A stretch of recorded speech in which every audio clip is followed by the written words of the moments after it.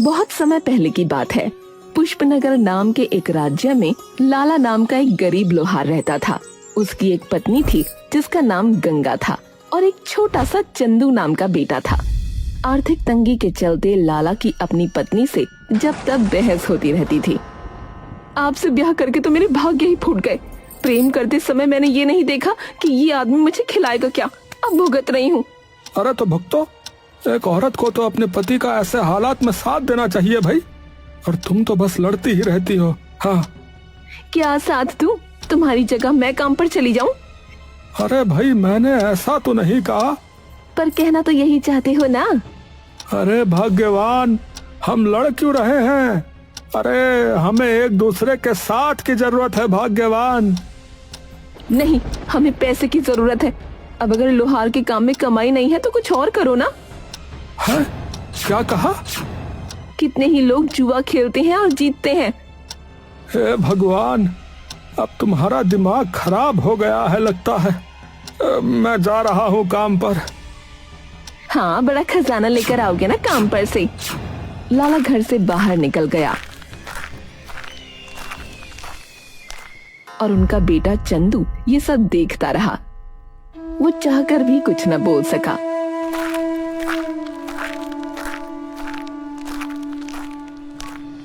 उधर लाला ने चौक पर पहुंचकर अपनी छोटी सी दुकान जमाई। हे भगवान, आज कोई ग्राहक भेज देना, वरना घर का चूल्हा नहीं जलेगा।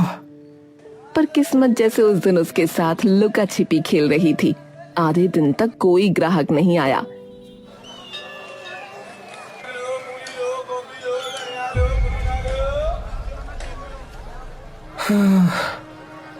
लगता है भगवान भी रूठ गया है मुझसे। क्या करूं अब? तभी दूर से एक आदमी चलता हुआ आया। आइए आइए हुजूर, क्या बनवाना है? दराती, कुल्हाड़ी, चाकू सब चमका दूंगा लोहे की तरह। अरे नहीं नहीं भाई, मुझे तो बस जो है गप लड़ानी थी। अरे गप लड़ाने के लिए मैं दुकान नहीं लगाता हूँ। हाँ, अरे जाओ यहाँ से।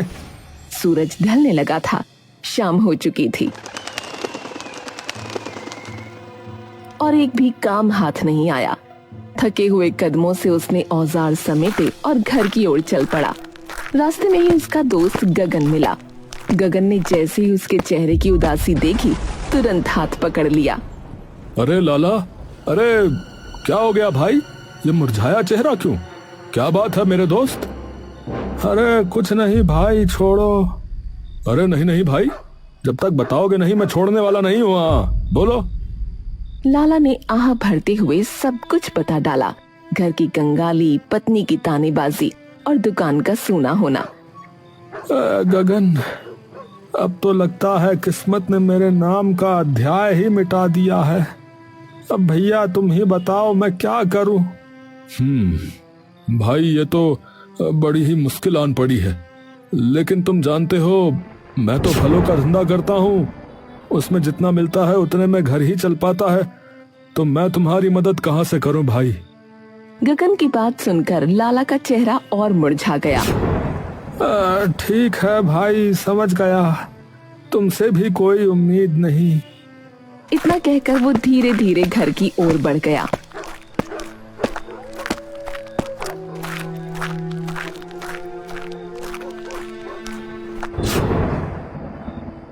घर पहुंचा तो देखा उसकी पड़ोसन माला उसकी पत्नी गंगा के साथ बैठी है और ठहाके लगा रही है। गंगा आंखें बड़ी करके उसकी बातें सुन रही थी। अरे बहन, हमारे घर में तो आजकल हर चीज भर भर कर आती है। सोने के जेवरात, रेशमी साड़ियाँ। मेरा पति है ही इतना कामयाब, दिन दूना रात चौगुना कमाता है। माला की बातें गंगा के दिल में खंजर बनकर उतर रही थीं। तभी लाला घर में दाखिल हुआ। माला ने उसकी तरफ देखकर बस मुस्कुराया और चली गई। देखा, औरतें किस तरह राज करती हैं अपने घरों में, और मेरे नसीब में तो बस तुम्हारी गरीबी लिखी है। बाकी पतियों को देखो और तुमको देखो, लोहार से शादी करके जिंदगी लोहा हो गई है। गंगा, दिन भर की थकान लेकर आया हूँ, अब और मत कोस। मत कोसूं तो क्या मालाएं पहनाऊं तुम्हें? सच कहती हूँ लाला, तुम किसी काम के नहीं। अगर दूसरों की तरह मेहनत कर पाते तो आज मैं भी माला जैसी अमीर होती। इतने में छोटा चंदू जो कोने में बैठा सब सुन रहा था, दौड़ कर आया और माँ का आंचल पकड़ लिया। माँ, क्यों लड़ती हो? पापा पहले ही दुखी है, तुम क्यों उन्हें और दुख देती हो? हमें अमीर नहीं बनना, हमें बस एक साथ रहना है। गंगा चुप हो गई, लेकिन उसकी आंखों में अभी भी गुस्से की ज्वाला भड़क रही थी। फिर सुबह का सूरज चढ़ा, लेकिन लाला के घर में पहले से ही तूफान मच चुका था। गंगा की आंखों में बेचैनी और चेहरे पर लालच की आग साफ झलक रही थी। उसने जैसे ही लाला को देखा, तुरंत ताने और नए सपनों की बौछार कर दी। लाला, कब तक यूं ही रोटी के लिए तरसते रहोगे? अब और बर्दाश्त नहीं होता। औरों के घरों में चांदी बरस रही है और हमारे हिस्से में बस आंसू। कुछ ऐसा करो कि हमें भी दौलत मिल जाए। अरे गंगा, कल भी कहा था, अरे आज भी कह रहा हूँ, गलत रास्तों से सुख कभी नहीं मिलता, कभी नहीं मिलता। अरे मेहनत करो, ईमानदारी रखो, यही इंसान की असली ताकत है। ईमान से पेट भरता है क्या? अगर ईमान से ही सब कुछ होता तो आज हम मिट्टी में क्यों सड़ रहे होते? नहीं लाला, तुम्हें अब कुछ बड़ा करना होगा, चाहे सही हो या गलत, मुझे नहीं फर्क पड़ता। लाला ने गंगा की बातें सुनी, लेकिन मन जैसे टूटने लगा। उसकी आंखों में आंसू थे, पर गुस्से की चमक भी थी। अरे बस गंगा, बस, अब और मत कहो। तुम्हारी ये लालच भरी बातें मेरे कानों में जहर घोल रही हैं। मैं अब और नहीं सुन सकता। हाँ। वो गुस्से में घर के बाहर निकल गया। गंगा और चंदू उसके पीछे पीछे भागे। पापा मत जाइए, मत जाइए, माँ तो गुस्से में है। आप तो समझदार है ना, मत छोड़कर जाइए। पापा सुनो, कहाँ जा रहे हो? ऐसे मत जाओ, वापस आ जाओ। लेकिन लाला ने किसी की न सुनी। उसकी आंखें आंसुओं से भरी थीं और कदम गुस्से से भारी। वो चला गया। सुबह बीतकर दोपहर हो गई। गंगा का दिल अब डर से कांप रहा था। उसका गुस्सा फुर्र हो चुका था और आंखों में बेचैनी थी। तभी अचानक लाला दौड़ता हुआ घर में दाखिल हुआ। उसका चेहरा पीला पड़ा था, सांसें फूल रही थीं। अरे ये क्या हाल बना रखा है? ऐसे क्यों कांप रहे हो? उसने उसे छू कर देखा तो उसका पूरा शरीर तप रहा था। हे भगवान, तुम्हें तो तेज बुखार है, लेटो, मैं अभी पानी लाती हूँ। गंगा ने तुरंत उसे बिस्तर पर लिटाया, माथे पर ठंडी पट्टियां रखीं। उसकी आंखों में चिंता की लकीरें गहरी हो गईं। बताओ, आखिर हुआ क्या है? ये हालत क्यों है तुम्हारी? लाला ने भारी सांसें लेते हुए आंखें मूंद लीं और धीरे धीरे बोलना शुरू किया। मैं जंगल की ओर चला गया था। शायद मन की आग शांत हो जाएगी, यही सोच के तभी मेरी नजर जो है एक अजीब सी गुफा पे पड़ी। गुफा के द्वार से जो है ठंडी हवा आ रही थी और अंदर से फिर कोई आवाज गूंज रही थी। उस आवाज में ऐसा जादू था कि मेरे कदम अपने आप खिंचने लगे। आओ आओ, जो चाहो वो पालो, सोना, चांदी, हीरे, जवाहरात, पर बदले में अपनी सबसे प्रिय चीज देनी होगी। आओ आओ, जो चाहे वो पालो, सोना, चांदी, हीरे, जवाहरात, पर बदले में अपनी सबसे प्रिय चीज देनी होगी। लाला का दिल कांप गया, उसके माथे पर पसीना आ गया। उसने साहस जुटाकर गुफा में कदम रखने की सोची। तभी जमीन जैसे फट गई और उसका शरीर पीछे की ओर जा गिरा। घबराकर वो जान बचाकर भागा और किसी तरह घर पहुंचा। क्या ये सच है? एक ऐसी गुफा जहाँ जो चाहो मिल सकता है? लाला, तुम मूर्ख हो, इतना बड़ा मौका छोड़ाए। ये तो हमारी गरीबी से निकलने का रास्ता था। गंगा, ये गुफा कोई वरदान नहीं है, बल्कि अभिशाप है, अभिशाप। ये माया है, अरे छलावा है। जिसने भी लालच में कदम रखा शायद कभी वापस ना आया। नहीं, ये तुम्हारा डर है। अगर तुम में हिम्मत नहीं तो मैं जाऊंगी। उस गुफा से सोना चांदी लाकर दिखाऊंगी। गंगा, लालच बहुत बुरी बला है। तुम मेरी पत्नी हो। अरे अरे मैं तुम्हें ऐसी मूर्खता नहीं करने दूंगा। हाँ, मूर्खता? गरीब रहना ही सबसे बड़ी मूर्खता है लाला। लोग हमारी हंसी उड़ाते हैं, हमारा बच्चा भूखा सोता है। लाला ने उसे रोकने की कोशिश की, पर गंगा की आंखों में अब केवल दौलत की चमक थी। अरे गंगा, समझो ये वही रास्ता है जो इंसान को खाई में ले जाता है। अरे वो सुख पाने का नहीं, सब कुछ खोने का रास्ता है, बता रहा हूँ। नहीं, मैं तो जाऊंगी, चाहे जो हो जाए। इतना कहकर उसने लाला का हाथ खींचा और जबरदस्ती उसे उठाकर दरवाजे की ओर ले चली। माँ, पापा को मत ले जाओ, मत जाओ उस गुफा में, मत जाओ। लेकिन गंगा पर अब लालच का भूत सवार था। उसने चंदू को झटक कर पीछे किया और लाला को खींचते हुए घर से बाहर निकल पड़ी। चंदू भी उसके पीछे भागा। माँ, पापा को कहाँ ले जा रही हो? मत जाओ। गांव वाले ये तमाशा देख रहे थे। कोई फुसफुसा रहा था। अरे लगता है गंगा फिर कोई पागलपन करने जा रही है भैया। हाँ, लाला तो बेचारा भोला है, पर ये औरत उसे एक दिन बर्बाद करके रख देगी, बता रहा हूं।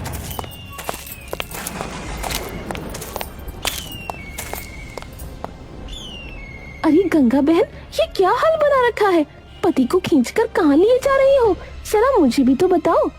माला, तू रास्ते से हट जा, मुझे बहुत जरूरी काम है। जरूरी काम? बिना मुझे बताए? हटो माला, सब बताने का समय नहीं है।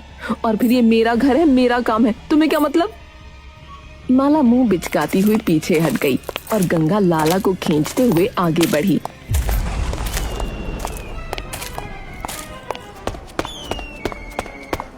चंदू हाँफते हाँफते उनके पीछे पीछे दौड़ता रहा। आखिरकार तीनों गुफा के सामने पहुंच गए। लाला, यही है वो जगह? हाँ हाँ, यही है वो गुफा। अब हम भी अमीर होंगे। जल्दी बताओ, मुझे क्या करना होगा? अचानक गुफा के भीतर से वही गूंजती हुई आवाज आई। अपनी पसंदीदा चीज दो और जो चाहे ले लो। अपनी पसंदीदा चीज दो और जो चाहो ले लो। पसंदीदा चीज? लेकिन क्या दे? मैं सब कुछ देने को तैयार हूँ, बताओ बताओ ना। कुछ क्षण सन्नाटा रहा, फिर तेज आवाज गूंजी।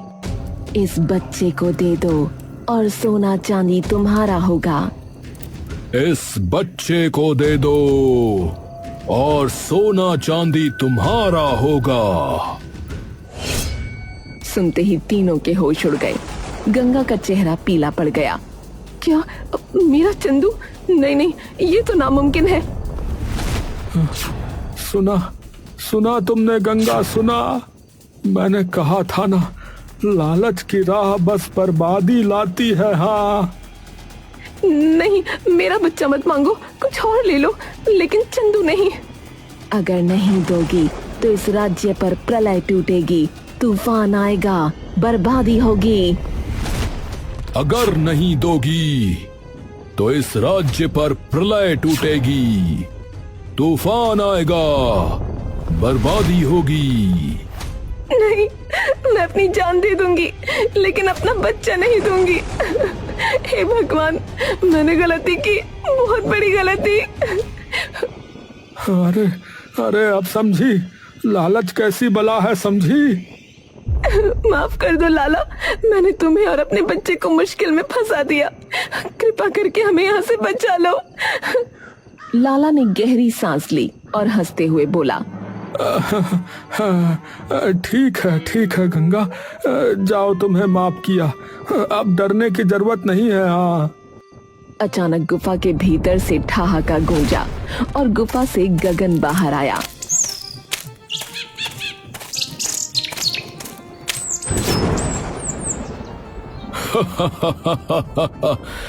कैसा लगा नाटक? अरे ये सब मेरी योजना थी। हाँ, जब लाला मेरे पास आया तो तुम्हारे लालच की बात बताई, तो मैंने ये छलावा रचा, ताकि तुम्हें सबक मिल सके। हाँ, तुम दोनों ने मेरे साथ छल किया, बहुत बुरे हो, लेकिन सच्चाई यही है कि तुमने मुझे ही सबक सिखा दिया।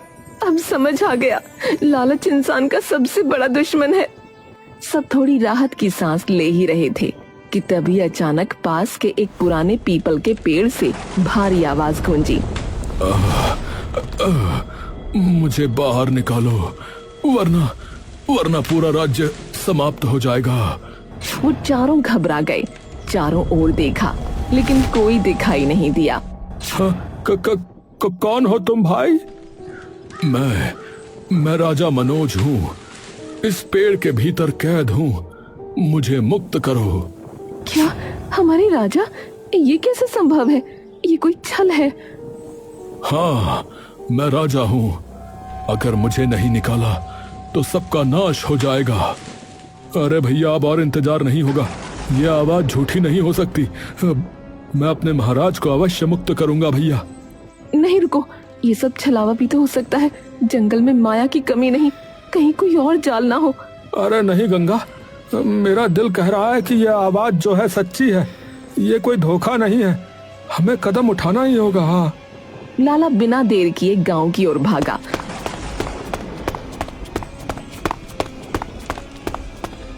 और 2 कुल्हाड़ियां उठा लाया। एक गगन को थमा दी, दूसरी खुद संभाल ली। दोनों ने मिलकर उस विशाल पीपल के पेड़ पर वार शुरू कर दिया।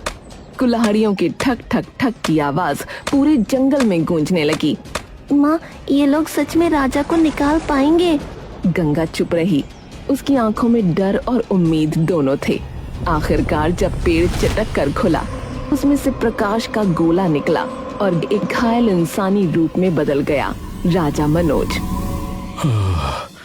धन्य हो, तुम लोगों ने मुझे मुक्त किया, मैं सदा आभारी रहूंगा। राजा ने कांपती आवाज में अपनी करुण कथा सुनानी शुरू की। मेरे जीवन की सबसे बड़ी पीड़ा थी कि मेरी कोई संतान नहीं थी। मैंने अनेक उपाय किए, यज्ञ, व्रत, तपस्या, पर सब व्यर्थ। तभी एक दिन एक साधु महाराज मेरे राज्य में आए। उन्होंने कहा कि राजा, यदि संतान चाहते हो तो इस पीपल के पेड़ के नीचे अकेले पूजा करो। राजा भोला बनकर अकेला पूजा करने चला गया, पर तभी वो साधु आया। अब मैं तेरे राज्य पर राज करूंगा, तेरा राज्य मेरा होगा।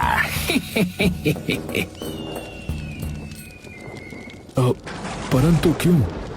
बस याद करो वो दिन जब एक बार तुम्हारे द्वार पर आकर मैंने तुम्हारी एक राजदासी को अर्धांगिनी बनाना चाहा था। तुमने मुझे 100 कोड़े मरवाकर राज्य की सीमा से बाहर करवा दिया था। लेकिन परंतु वो उसकी इच्छा के विरुद्ध था। अरे मुझे मेरी इच्छा पूर्ण करनी आती है राजन, इसलिए आज से तुम यहीं रहोगे। और उसने अपनी मायावी शक्ति से राजा को पीपल के पेड़ में कैद कर दिया और खुद राजा के रूप में राजा की राजगद्दी पर बैठ गया। अगर ये सच है तो देर किस बात की? चलो उस ढोंगी साधु को बेनकाब करते हैं। सब मिलकर महल पहुंचे। सिंहासन पर वही राजा बैठा था, पर असली राजा मनोज को देखते ही हड़कंप मच गया। हे प्रजा, पहचानो मुझे, मैं असली राजा हूँ। ये सामने बैठा व्यक्ति धूर्त साधु है, जिसने मेरा रूप चुराया हुआ है। हैं? अरे ये कौन बहरूपिया यहाँ घुस आया है? निकालो इसे यहाँ से। दरबार में अफरा तफरी मच गई। लाला ने एक पल भी बर्बाद नहीं किया। उसने अपनी कुल्हाड़ी जोर से सिंहासन की ओर फेंक दी। कुल्हाड़ी सीधा नकली राजा की ओर बढ़ी, पर उसे लगने से पहले ही उसने हाथ उठाया। रुको! और कुल्हाड़ी हवा में थम गई। पूरा दरबार सन्न रह गया। अब सब देख लो, यही असली सच है। ये कोई साधारण इंसान नहीं है, बल्कि ये मायावी व्यक्ति है। ठीक है, मेरा रहस्य खुल गया। पर तुम सब मेरा क्या कर लोगे? मेरी शक्तियों के आगे कोई टिक नहीं सकता। वो जोर जोर से हंस रहा था। सब सन्न खड़े थे। उसकी बात सच थी। उसकी मायावी शक्तियों के आगे कोई इंसान नहीं टिक सकता था। पर तभी अचानक पीछे से उसकी पीठ पर वार हुआ। औरत को कभी कमजोर मत समझना, ये वार तेरे पापों की सजा है। मायावी साधु चीख कर जमीन पर गिर पड़ा। सैनिक तुरंत और उसे जकड़कर बंदी बना लिया। अरे गंगा, अरे तुमने कमाल कर दिया गंगा। राजा मनोज अपने सिंहासन पर लौटे। तभी एक सेविका आई और बोली, महाराज, महारानी की हालत बहुत बिगड़ गई है। वैद्य जी ने हाथ खड़े कर दिए हैं, कोई उम्मीद नहीं बची। राजा मनोज का चेहरा पीला पड़ गया। वो फौरन रानी के पास पहुंचा, जो मरने की कगार पर थी। उसे देखकर राजा की जान हलक में आ गई। हे भगवान, मेरी सुनैना। महाराज, मुझे चाहिए। तुम उसे नहीं बचा पाओगे। मतलब सुनैना की ये हालत तेरे कारणवश है। सही कहा तूने। रानी की सांसें मेरे वश में हैं। उसे बचाना है तो मुझे पूरा राज्य दे दे। राजा मनोज कांप उठा। मेरी प्राणेश्वरी मेरी जान से भी अधिक बढ़कर है। राज्य जाए तो जाए, पर मैं रानी को खो नहीं सकता। ले जा सब कुछ, बस उसे जीवन दान दे दे। तभी लाला आगे बढ़ा और बोला, अरे नहीं महाराज, यही तो इस शैतान की चाल है। भावुकता में आकर आप इसे और ताकत देंगे। याद रखिए, राज्य प्रजा की धरोहर है। हाँ, पर लाला, मेरी रानी। महाराज, सिर्फ दया से दुष्ट कभी नहीं सुधरता। जब तक इसकी गर्दन पर मौत का साया न मंडराएगा, ये सच्चाई नहीं उगलेगा। देखिए, ऐसे दबाइए इसे। लाला ने तलवार असली राजा के हाथ में रख दी। राजा मनोज कांपते हुए उठे और साधु की गर्दन पर तलवार टिकाई। दुष्ट, मेरी रानी को तुरंत स्वस्थ कर, वरना आज तेरे प्राण भी यहीं समाप्त कर दूंगा। नहीं, तलवार हटाओ। मैं मान गया। रानी की बीमारी मेरी ही बनाई हुई माया है। मैंने ही विष मंत्र से उन्हें बांधा था ताकि वो मर जाए और मैं अकेला राज्य करूं। नीच, इतना बड़ा षड्यंत्र। साधु ने कुछ मंत्र बुदबुदाए। तभी महारानी की सांसें सामान्य हो गईं। उसकी आंखें खुल गईं। मेरी सुनैना। पूरा दरबार खुशी से झूम उठा, लेकिन साधु भागने की कोशिश करने लगा। पकड़ो इसे। सैनिकों ने उसे दबोच लिया। तेरे जैसे कुछ जीने का हक नहीं, पर राजधर्म कहता है कि तुझे कानून का सामना करना होगा। सैनिकों ने उसकी आंखों पर पट्टी बांध दी, मुंह पर कपड़ा ठूंस दिया और उसे कारागार में डाल दिया गया। राजा मनोज ने सबके सामने लाला, गगन और गंगा का हाथ थामा। आज न केवल मेरी रानी बची है, बल्कि मेरा राज्य भी। तुम तीनों मेरे सच्चे रक्षक हो। उन्होंने इनाम में उन्हें धन, भूमि और मान सम्मान से नवाजा। आज मैंने समझा कि मोह और लालच इंसान को कितना अंधा बना देता है। असली शक्ति सच्चाई और साहस में है। और इस तरह विजय का नगाड़ा गूंज उठा। प्रजा झूम उठी। लालच और माया हार गई और सत्य व प्रेम की जीत हुई।